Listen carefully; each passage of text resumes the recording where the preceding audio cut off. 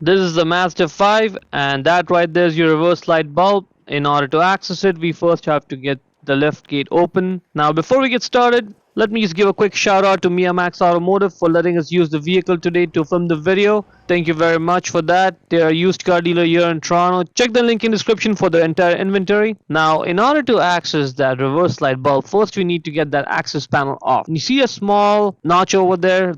In order to open it, we need a small flathead screwdriver. That's going to go in the notch there, and that's what we'll use to pry the panel open. Pry it out like that, and off it comes. There's two clips on each side of the panel. Now that's the bulb holder there. We first need to get the electrical connector off, so just squish it the way I'm doing it with my thumb. Just press it down, squish, and pull it out. It's going to take a few seconds. You may have to wiggle it, but that's totally normal. As long as the electrical connector is like pressed down, you'll be able to pull it out like that.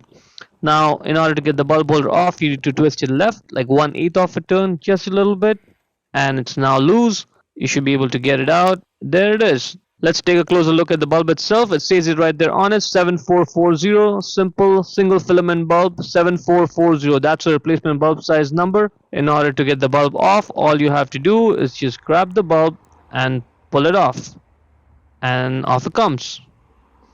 Go ahead, get the new bulb, put it back in the bulb holder, and push it down to lock it in place. Clicked, and that is good. Now let's go ahead and put the bulb holder back in the light. Just note the position of the little protrusion, that edge, that one, the one I'm pointing with my finger. Just note the position of that. Make sure your bulb holder is positioned similarly. Twist it right and lock it in place. That way you don't have to spend time figuring out the right position. Put the electrical connector back on, slide it on, click, and you're done. Let's not forget to put the panel back on. And that small notch, it goes towards the outside of the vehicle. Like that.